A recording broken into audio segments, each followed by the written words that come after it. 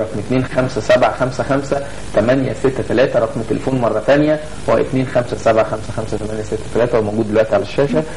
ضيفة النهاردة هي فنانة شابة متميزة، كانت ضيفة معايا من سنة شباب على الهواء، لأنها متواجدة على الساحة الفنية، إنما السنة دي متواجدة بشكل جميل جدا وبكم أكبر.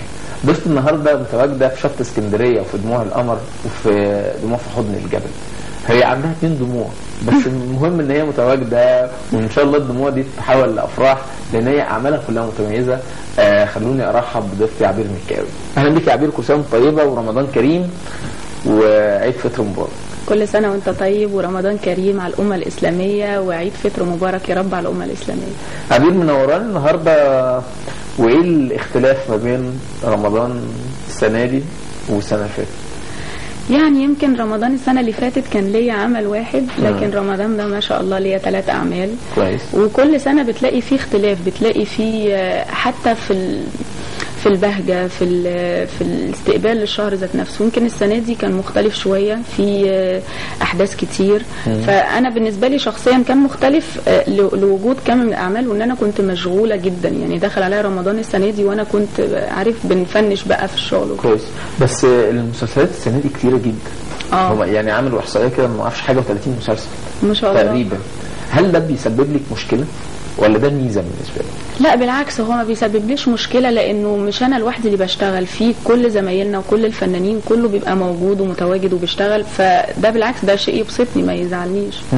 لا انا بتكلم ان هو يبقى المتابعه بالنسبه للمشاهد، يعني بيبقى حيران من كم المسلسلات دي كلها. بص هو المشاهد يعني انت من 3 أعمال انا بتفرج على عملين بس. جايز لانه نسبة التوزيع لكل مسلسل بتبقى في مسلسلات متوزعة على قنوات كتيرة جدا، وفي مسلسلات بتبقى حصري على قناة معينة او قناتين. لكن في النهاية كل المسلسلات بتتشاف، لو ما بتتشافش في رمضان بتتشاف بعد رمضان بالظبط بشكل عارف. كل مسلسل لوحده، ان انت بتركز مع المسلسل الفلاني، لان ممكن تلاقي كذا مسلسل بيتذاعوا في ميعاد واحد. طب انت هتشوف ده ولا هتشوف ده ولا هتشوف ده؟ تمام. طيب تحبي نتكلم عن مين الاول، شط اسكندريه ولا دموع القمر ولا دموع في حضن الجبل؟ هم ال3 انا حباهم، ال3 احلى من بعض وال3 شخصيات مختلفه. كويس. خلينا نبتدي بشط اسكندريه.